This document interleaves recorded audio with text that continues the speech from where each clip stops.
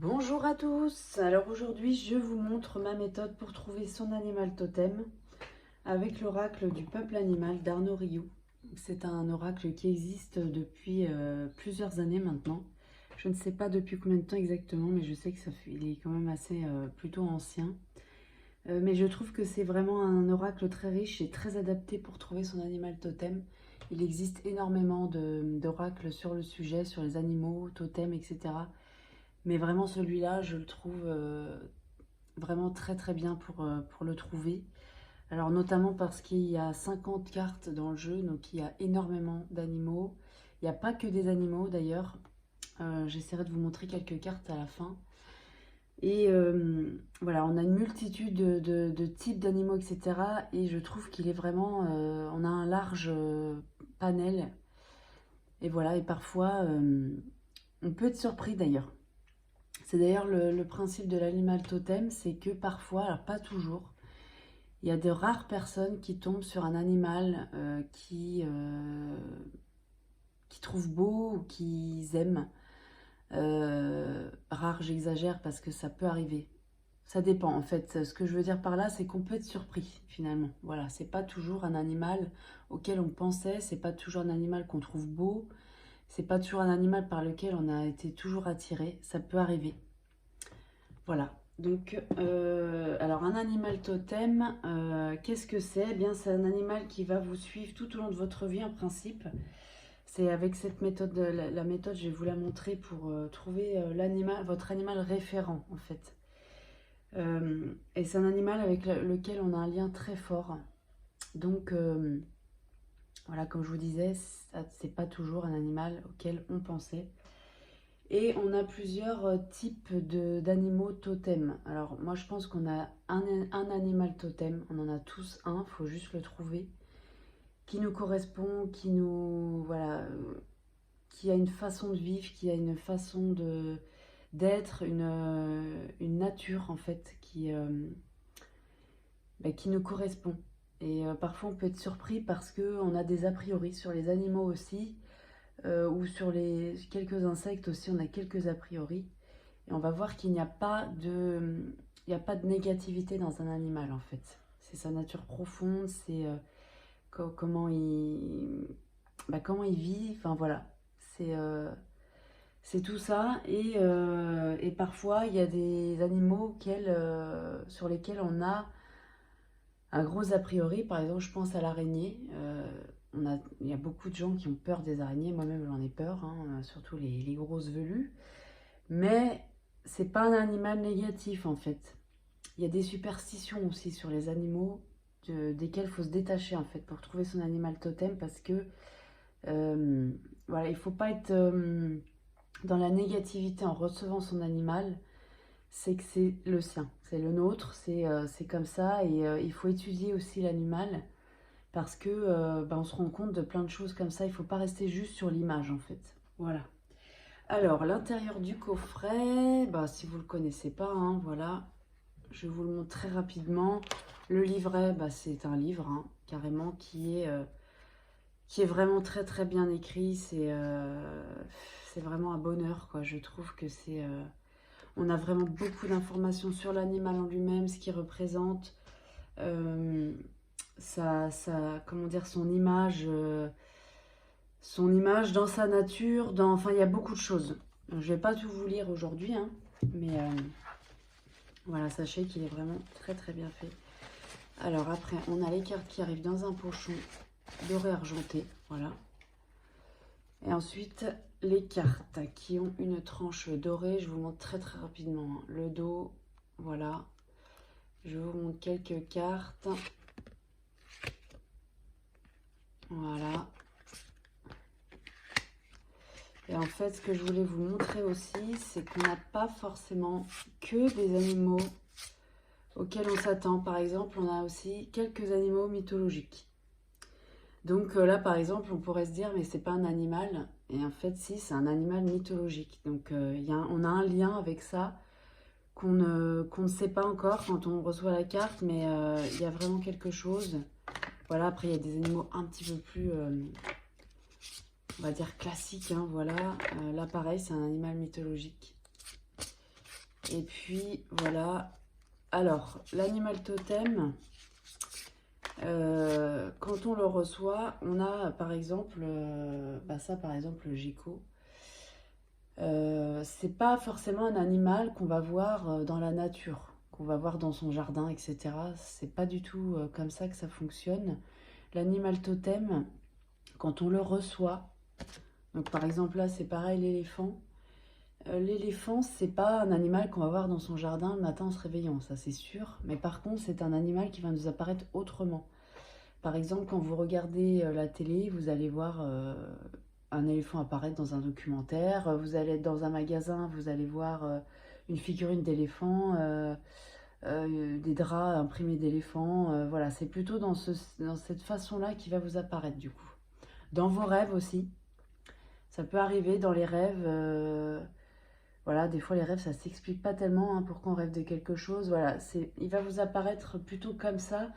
Donc c'est là qu'il faut vraiment prêter attention aussi, même quand c'est un animal qu'on peut voir un peu partout. Par exemple, si c'est un chat, on va avoir plus de chances de le voir physiquement.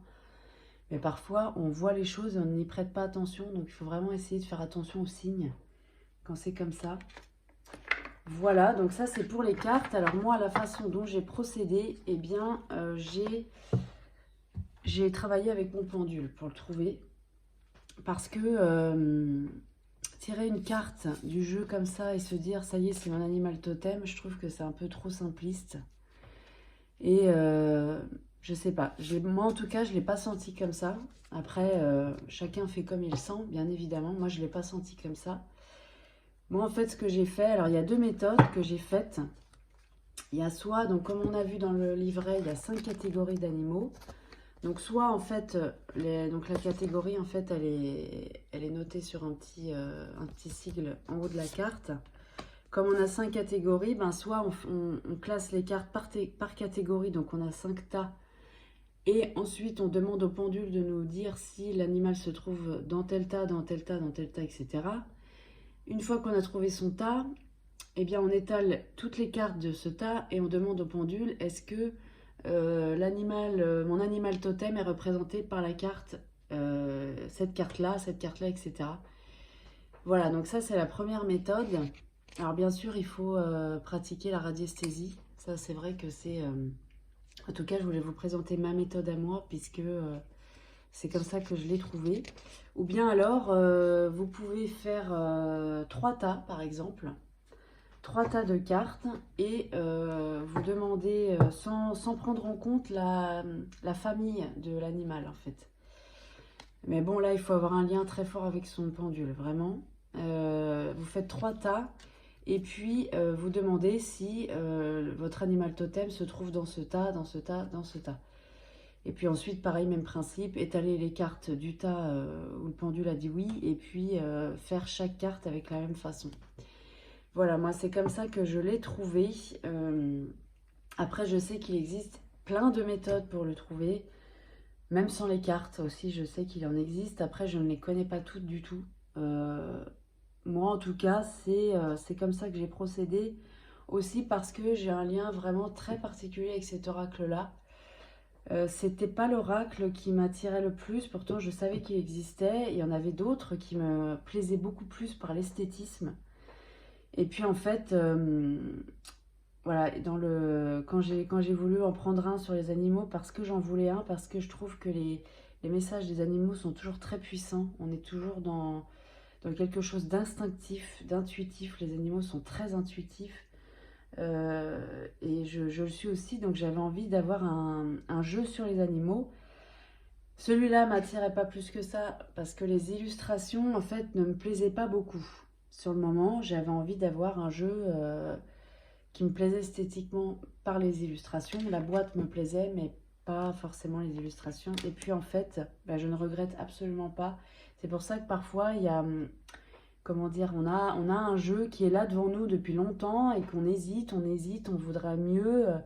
Et en fait, non, c'est que c'est celui-là qui vous correspond en fait. Voilà, donc chaque personne a sa sensibilité et sa façon de voir les choses. En tout cas, je sais que des oracles sur les animaux, il en existe plein, comme je vous le disais. mais moi, c'est celui-là. C'est vraiment celui-là, mon oracle préféré pour ça, parce que bah déjà, on a un lien très fort. Ensuite, on a énormément d'animaux aussi. Donc, je sais que dans les autres oracles, on a aussi beaucoup d'animaux, etc.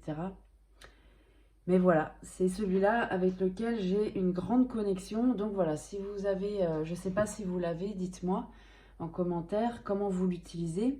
Alors après, ce que je voulais vous dire aussi, c'est que ça, c'est la méthode pour trouver son animal référent, donc l'animal totem. Mais ensuite, on a toujours des animaux de passage. Euh, Ça, c'est quelque chose, enfin c'est moi, hein, c'est quelque chose en lequel je crois. Et donc l'oracle, je l'utilise aussi pour ça, parce que je pense qu'on a beaucoup à apprendre des animaux, comme je vous le disais.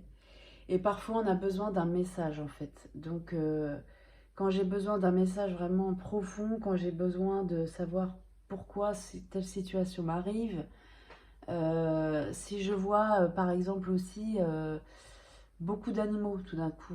Moi, j'ai un jardin, mais voilà, c'est tout d'un coup, je vais voir beaucoup d'oiseaux. Pourquoi tout d'un coup, je vais voir beaucoup de chats. Je me dis qu'en fait, le monde animal a quelque chose à me dire. Donc c'est là que je vais... Alors là, par contre, je me tire une carte. Donc je les mélange, hein, comme un jeu de cartes classique. Hein, je les mélange, etc. Et puis je prends une carte. Et je vais lire le message.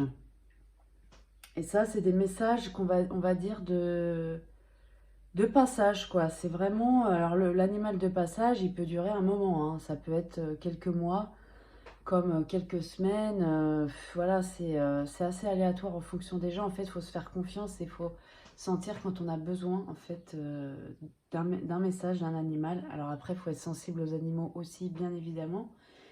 Moi, je suis sensible, donc forcément, je vais chercher le message qui me réconforte ou qui me permet d'avancer aussi. Et quand j'ai trouvé mon animal de passage, eh bien, je le mets voilà, je le mets en évidence et je le regarde souvent.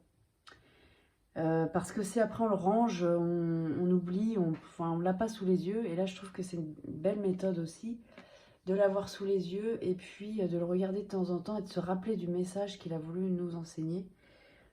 Voilà, donc ça peut nous permettre de débloquer des choses, ça peut nous permettre de nous apaiser ou voilà, de voir les choses un peu plus clairement aussi. Voilà. Donc voilà, là c'était ma méthode pour l'animal totem et les animaux de passage. Eh bien écoutez, j'espère que cette vidéo vous aura plu. Je vais juste vous montrer très rapidement le pendule avec lequel j'ai trouvé mon animal. Donc c'est un pendule Mermet à témoin. Donc ça nous permet de mettre quelque chose dedans en relation avec ce qu'on cherche. Donc là, bah, moi souvent je mets un petit papier. Je cherche beaucoup de choses avec le pendule. Hein. Et bah là, j'ai marqué Animal Totem Audrey, voilà. Et c'est comme ça que j'ai procédé.